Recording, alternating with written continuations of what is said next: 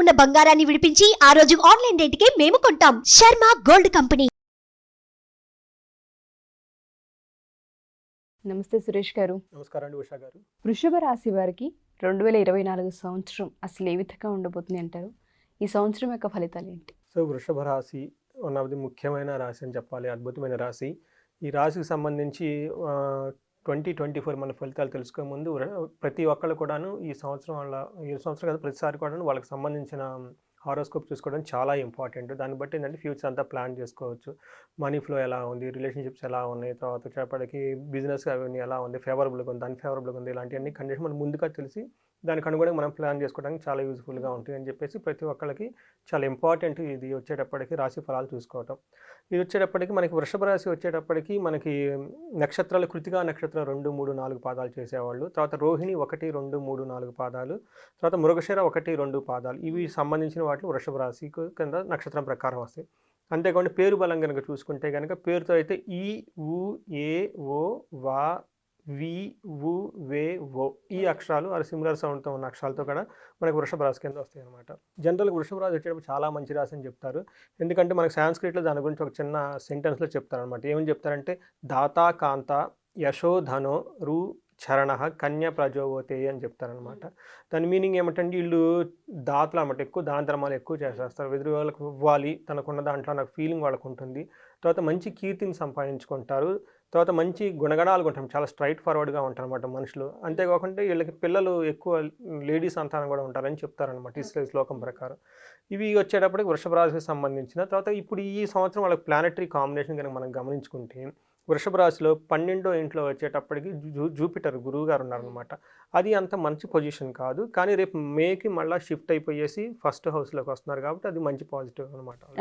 తర్వాత వచ్చేప్పటికి 11th హౌస్లో రాహు ఉన్నారనమాట. రాహు 11th హౌస్లో చాలా మంచి ప్లానెట్ అనమాట. చాలా మంచి వాళ్ళకి ధన ఫ్లో కానివ్వండి, అనుకున్న పని కానివ్వండి, తర్వాత ఏదైనా పని చేస్తే అందులో వాళ్ళకి లాభం చాలా త్వరగా క్విక్గా వస్తుంది అని మంచి పొజిషన్ అని చెప్తారనమాట. ఆ తర్వాత శని వచ్చేటప్పటికి 9th లార్డు 10th లార్డు కలిపేసి మనకి 10thలో ఉన్నారనమాట. ఇది ఏం చెప్తారంటే అనవసరమైన దుఃఖాన్ని కలిగిస్తుంది అని గుర్తుపెట్టుకోవాలి. అంటే ఎక్కడ ఏమీ ఉండదు, కానీ ఏదో ఒక విధంగా ఒక బాధని ఇస్తుంది, అన్నెసెసరీ అనమాట. అది కొంచెం గమనించుకొని ఉంటే వాళ్ళకి నేను అనవసరంగా బాధపడుతున్నాను ఫీలింగ్ వాళ్ళకి ఉంటుందన్నమాట తెలుసుకుంటే కనుక. తర్వాత వచ్చేప్పటికి కేతు వచ్చేప్పటికి 5th హౌస్లో ఉన్నారు. ఇది కూడా వాళ్ళకి మంచి జరుగుతుంది అని చెప్పేసి మనకి స్క్రిప్చర్లో చెప్తూ ఉన్నారండి. ఇప్పుడు వచ్చేటప్పటికి 10th హౌస్లో మనకి ఏం చెప్తారంటే మనోవ్యకులత సంతాప. శని 10th హౌస్లో ఉండటం వల్ల అనవసరమైన ఏదో ఒక వ్యకులత బాధ అవన్నీ ఎక్కువ ఉంటాయి అని చెప్తుందన్నమాట. అంతేకాకుండా ఉద్యోగ విఘ్నకం అంటే చేసే పనిలో ఒక ఆటంకాలు కలిగిస్తూ ఉంటారన్నమాట. అంతేగాని దాన్ని జాబ్ని అయితే చెడగొట్టరు, కాకపోతే ఏదో ఒక ఆటంకాలు కలిగిస్తూ ఉంటాయి అన్నమాట. తర్వాత ఏదైనా ఒక పని చేస్తున్న తర్వాత సర్వం విఘ్నక ఏదో ఒక ఆటంకాలు వచ్చేసి ఆ తర్వాత పని జరుగుతుంది అనమాట. అంటే వీళ్ళకి ఈ సంవత్సరాలకి పేషెన్స్ ఎక్కువ ఉండాలన్నమాట. పని స్టార్ట్ చేస్తారు, ఏదో ఒక అనవసరమైన వచ్చేసి ఒక గ్యాప్ వచ్చేసింది, లేకపోతే ఒక కట్ అవుతుంది అనమాట. అక్కడి నుంచి స్టార్ట్ అవుతుంది. అందుకని చెప్పేసి వీళ్ళు కొంచెం డిటర్మినేషన్ ఎక్కువ ఉండాలి. శని ప్రకారంగా చూసుకుంటే జూపిటర్ వచ్చేటప్పటికి లాస్ట్ ఇయర్లో నుంచి వాళ్ళకి జూపిటర్లో ఏమవుతుందంటేనండి స్థాన బ్రహ్మసం అని చెప్పేసి ఇక్కడ నుంచి అక్కడికి ప్రమోషన్స్ రావటం కానివ్వండి, లేదంటే ఒక చోట నుంచి ఇంకో చోటకి వెళ్ళిపోవటం కానీ, ఉన్న పొజిషన్ నుంచి పోగొట్టుకోవటం కానీ ఇలాంటివి ఎక్కువ జరుగుతూ ఉంటాయి.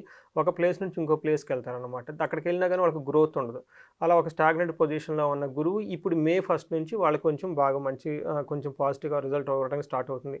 ఇప్పటి నుంచి ఏమవుతుందంటేనండి నిరుద్యోగం కాస్త కొంచెం ఉద్యోగం వస్తుంది, కానీ ఉద్యోగం వదిలో అంత సాటిస్ఫాక్షన్ ఉండదు. అంతకుముందు జాబే లేదు, కానీ ఇప్పుడు జాబ్ వచ్చింది, ఉన్న జాబ్లో వాళ్ళకి హ్యాపీనెస్ ఉంటుంది. ఈ టైప్ కండిషన్ కొంచెం బెటర్మెంట్ పొజిషన్లో జూపిటర్ ఉంటారండి. తర్వాత రాహు వచ్చేటప్పుడు వీళ్ళకి బాగా మంచి పాజిటివ్గా ఉన్న ప్లానెట్ ఏమైనా ఉంటే రాహు ప్లానెట్ అని చెప్పుకోవాలి. వాళ్ళు వచ్చేటప్పటికి ధనాన్ని బాగా ఇవ్వటానికి కానివ్వండి, వ్యాపారానికి సంబంధించి కానివ్వండి, ఇలాంటి సర్వజనుల నుంచి మంచి గుర్తింపు ఇవన్నీ రావడానికి కూడా ఇప్పుడు రాహు వీళ్ళకి బాగా హెల్ప్ చేస్తుంది అనమాట. వీళ్ళకి ఉన్న ఈ 3 ప్లానెట్లో రాహు వాళ్ళకి మంచి స్ట్రాంగ్గా ఉండి హెల్ప్ చేసేస్తూ ఉంటారు. గురువు గారు వచ్చేటప్పటికేమో ఇంతకుముందు కలితే బెటర్గా ఉంటారు. శని వచ్చేటప్పటికి అనవసరమైన మెంటల్ టెన్షన్ చేస్తూ ఉంటారు. కేతువు కూడా బాగా ఉంటాయి. ఇవి వచ్చేది ప్లానెటరీ కాంబినేషన్ అండి. తర్వాత కెరీర్ ఓవరాల్గా చూసుకుంటే ఈ 4 ప్లానెట్స్ వేరే ప్లానెట్స్కి వెళ్ళి చూస్తే ఒక రకంగా చూస్తే చాలా బాగుంది అని చెప్పాలి. వృషభ రాశి వాళ్ళకి అంటే టెన్షన్స్ ఉంటాయి, కానీ అది ఎక్కువ ఇబ్బంది పెట్టేది కాదనమాట. మెంటల్ టెన్షన్స్ వర్రీస్ ఎక్కువ ఉంటాయి, కానీ బట్ యాక్చువల్గా అయితే ఉండదు అనమాట. తర్వాత వాళ్ళు కనుక మంచి హార్డ్ వర్క్ చేస్తే రిటర్న్స్ కూడా అంతే ఉంటాయి అనమాట. అప్రిసియేషన్, తర్వాత కొలీగ్స్ దగ్గర నుంచి అప్రిసియేషన్, తర్వాత వచ్చేటప్పటికి సీనియర్స్ దగ్గర నుంచి అప్రిషియేషన్ అవన్నీ వాళ్ళకి వచ్చేస్తూ ఉంటుంది, బాగుంటుందని చెప్పేసి. తర్వాత వీళ్ళకి గ్రోత్ కనుక ప్లాన్ చేసుకోకుంటే కనుక మార్చి, ఏప్రిల్, డిసెంబర్లో వాళ్ళకి ప్రమోషన్స్ కానివ్వండి, హై పొజిషన్స్ వచ్చే ఛాన్సెస్ ఉన్నాయి. ఆ టైంలో కనుక వాళ్ళు ప్రాపర్గా ప్లాన్ చేసుకుంటే బాగుంటుంది. నెక్స్ట్ వచ్చేటప్పటికి హెల్త్ రిలేటెడ్ అంత మంచిది కాదు అని చెప్పాలన్నమాట. తర్వాత ఏమవుతుంది, జనవరి, ఫిబ్రవరిలో హెల్త్ కాంప్లికేషన్స్ ఎక్కువ ఉంటాయి. తర్వాత అక్టోబర్ మంత్లో కూడా కొంచెం హెల్త్ రిలేటెడ్ ఇష్యూస్ చూపిస్తూ ఉందన్నమాట. ఈ 3 తప్ప మిగతా టైంలో వాళ్ళు బాగానే ఉంటారు. నెక్స్ట్ ఫ్యామిలీ రిలేషన్షిప్స్ వచ్చేటప్పటికి కొంచెం వీళ్ళ మదర్కి కానీ ఫాదర్ కానీ హెల్త్ ఇష్యూస్ వచ్చే టైం ఉంది కదా, అది కూడాను ఏప్రిల్, జూన్లో ఎక్కువ వాళ్ళకి కొంచెం వాళ్ళు కేర్ఫుల్గా ఉండాల్సిన మంత్ అనమాట. ఓవరాల్గా ఫ్యామిలీ అట్మాస్ఫియర్ వచ్చేటప్పుడు చాలా బాగుంటుంది. కాకపోతే నవంబర్, డిసెంబర్లో వచ్చేటప్పటికి మళ్ళీ ఫ్యామిలీ రిలేటెడ్ హార్మోనీ అదంతా గ్రోత్ అంతా బాగుంటుంది అనమాట. ఓన్లీ వచ్చేటప్పటికి ఏప్రిల్, జూన్లో వాళ్ళ మదర్కి కానీ ఫాదర్ కానీ హెల్త్ రిలేటెడ్ ఇష్యూస్ వచ్చి డిస్టర్బెన్స్ అవుతుంది. బండి నవంబర్, డిసెంబర్ ఇలా వచ్చేటప్పటికి మళ్ళీ లాస్ట్లో బాగుంటుంది అని చెప్పి అనమాట. తర్వాత చెప్పి మనీ రిలేటెడ్ వచ్చేటప్పటికి మనీ ఫ్లో చాలా బాగుంటుంది, వాళ్ళకి ఖర్చు కూడా చాలా ఎక్కువ ఉంటుంది. ఏ విధంగా అయితే వస్తుందో అదే విధంగా ఖర్చులు కనిపిస్తాయి అనమాట. వాళ్ళకి మార్చి, ఏప్రిల్ వచ్చేటప్పటికి ఆగస్టు మళ్ళీ జూలైలో వచ్చేటప్పటికి ఫైనాన్షియల్ బెనిఫిట్ చాలా బాగా చూపిస్తుంది వాళ్ళకి. తర్వాత వాళ్ళకి ఏమంటే మనీ వస్తుంది, అంతే మనీ పోతుంది. కానీ ఈ మధ్యలో వాళ్ళ మనీతో వాళ్ళ ఇంటరాక్షన్, వాళ్ళ ప్లాన్ వచ్చేటప్పుడు వాళ్ళ సక్సెస్ లేదని చూసుకోవాలి. డబ్బులు వచ్చిన వెంటనే ఖర్చు పెట్టకుండా కొంచెం వాళ్ళు ఏంటంటే ప్రొవిజన్ లాగా పెట్టుకొని నిదానంగా ఆచిచూచి ఖర్చు పెడుతుంటే మనీ వాళ్ళ దగ్గర ఎప్పుడూ ఉంటుంది. ఆ వారి కాన్ఫిడెన్స్ ఉంటుంది అనమాట. డబ్బు లేకపోతే ఏమవుతుందండి, సో మీ దగ్గర 100 రూపీస్ పోవడానికి రెడీగా ఉందన్నమాట. అందుకని చెప్పేసి మధ్యలో మీ దగ్గర ప్రొవిజన్ పెట్టుకోవడానికి ఒక ప్లాన్ లాగా చేసుకుంటే చాలా మంచిది.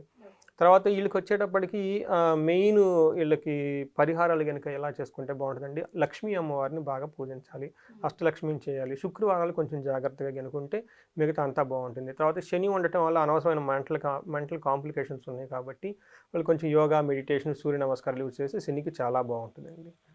సో అంతవరకు వచ్చేప్పుడు 2024కి సంబంధించి మనకి వృషభ రాశికి సంబంధించిన ఫలితాలు. Thank you so much sir. మీరు అన్నట్టుగానే ఫస్ట్ ఏం జరుగుతుంది జీవితంలో అని తెలుసుకునే ఒక మంచి మార్గం స్పిరిచువల్ అని చెప్పుకోవచ్చు. అది తెలుసుకున్న దానివల్ల ఏంటంటే జాగ్రత్తలు తీసుకునే అవకాశం అండ్ దాంతోపాటు వే కనిపిస్తూ ఉంటుంది. పర్సనల్గా ఎవరికైనా అపాయింట్మెంట్ కావాలి అనుకుంటే కొంతమందికి ఇటువంటివి విన్న తర్వాత సంవత్సరాంతం ఏ విధంగా ఉంటుందని తెలుసుకున్న తర్వాత జాగ్రత్తల కోసం మన దగ్గరకు వస్తుంటారు. అపాయింట్మెంట్ కావాలనుకుంటే ఆన్లైన్ కానివ్వండి, ఆఫ్లైన్ కానివ్వండి మనం తీసుకునే అవకాశం ఉంటుంది అంటారు. అవునండి, నా ముఖ్య ఉద్దేశం ఏమంటేనండి, ఇది మన సైన్స్ అండి, వేదిక్ నాలెడ్జ్, వేదిక్ సైన్స్. ఇది మన యాన్సిస్టర్స్ మనకు అంతా పెట్టేసింది, మన ఋషులు అంతా స్క్రిప్చర్ ఫామ్లో పెట్టేశారు. అట్లీస్ట్ మనం దాన్ని ఇది ఏముంది అని తెలుసుకోగలగాలండి. ఏముంది దాన్ని మన లైఫ్కి డే టు సంబంధించి కష్టాలు పడకుండా జాగ్రత్తగా చక్కగా స్మూత్గా మనం ఎలా ఎదగాలి అనే దానికి మనం ఆ జ్ఞానాన్ని మనం వాడుకోవాలండి, అంతే తప్ప వేరే ఏం లేదు. సో ఎవరన్నా కానీ ఇది నేను ప్రిపేర్ చేయడం నాకు గంటన్నర పట్టింది, మీరు కొంచెం నేర్చుకొని దీని కనుక మీ ఫ్యామిలీ మెంబర్స్ మొత్తాన్ని మీరే వర్షఫలం తయారు చేసేసుకోవచ్చు. సో అలా మనం ఎవరైనా కావాలని ఇంట్రెస్ట్గా ఉంటే మనం వాళ్ళకి నేర్పొచ్చండి. ఏదైనా కోర్స్ లాగా 1 వీక్లో వాళ్ళకి వచ్చేస్తుంది. ఇది పెద్ద ఇదేం కాదు అనమాట. ఒక 100 శ్లోకాలు, 120 శ్లోకాస్ ఉంటే దాని మీనింగ్స్ అవి తెలుసుకొని దానికి ఒక స్ట్రక్చర్ ఉంటుంది అనమాట. ఆ స్ట్రక్చర్లో చేసుకుంటే వాళ్ళకి వర్షఫలం తీసేసుకోవచ్చు, అదొకటి చేయొచ్చు. ఇది కాకుండా ఇదేమంటేనండి, ఇది మనకి బ్రాడ్గా వస్తుందన్నమాట. ఇన్ డీటెయిల్గా కావాలంటే ఇప్పుడు శనికి వచ్చేటప్పటికి మళ్ళీ ఆస్పెక్ట్ అంటారు, వేరే దృష్టి అంటారు, తర్వాత టైమింగ్స్ అని ఉంటుంది. వీటన్నిటి బట్టి మనకి ఏమైనా కావాలనుకుంటే ఇండివిజువల్గా హారోస్కోప్ను మనం అనాలిసిస్ చేసి వాళ్ళకి ఇంకా డీటెయిల్గా క్లియర్గా మనకి ఇవ్వచ్చు. మరి విత్ డేట్స్, ఏ డేట్స్కి ఏది వస్తుందని చెప్పేసి అది వాళ్ళకి యూజ్ అవుతుంది. అది మనకి స్క్రీన్ మీద కనిపిస్తున్న నెంబర్ కనుక కనెక్ట్ అయితే మనం వాళ్ళకి కౌన్సిలింగ్ ఇవ్వచ్చు వాళ్ళకి. Sure sir, thank you sir, thank you so much. Thank you అండి ఉషా గారు.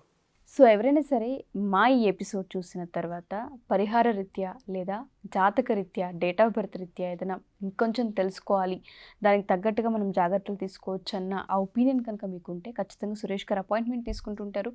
ఆన్లైన్ కానివ్వండి, ఆఫ్లైన్ కానివ్వండి అవైలబుల్గా ఉంటారు. కింద స్క్రోల్ అవుతున్న కాంటాక్ట్ నెంబర్ని కాంటాక్ట్ చేస్తే సురేష్ గారి టీం మీకు పూర్తి వివరాలు అందిస్తారు. Thank you. సుమన్ టీవీలో మీ పర్సనల్ అండ్ బిజినెస్ ప్రమోషన్స్ కోసం కింది నెంబర్కి కాంటాక్ట్ చేయండి.